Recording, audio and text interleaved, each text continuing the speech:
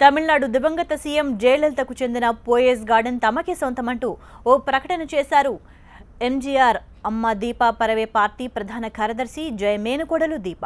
జయలలిత నివాసాన్ని స్మృతివనంగా మార్చాలని మంత్రివర్గ సమావేశంలో నిర్ణయించడం కార్యకర్తలను మోసం చేయడమేనని ఆమె ఆరోపించారు.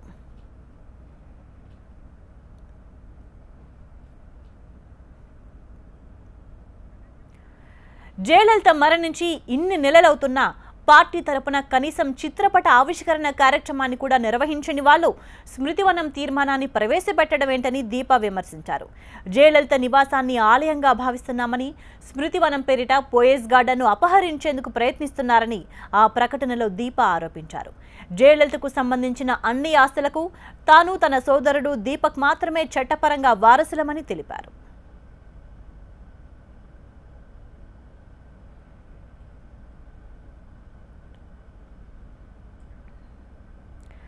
తమిళనాడు దివంగత సీఎం జయలలితకు చెందిన పోయెస్ గార్డెన్ తమకే సొంతమంటూ ఓ ప్రకటన చేశారు. ఎంజీఆర్ అమ్మ దీపా పేరవై పార్టీ ప్రధాన కార్యదర్శి జయమేనుకోడలు దీప.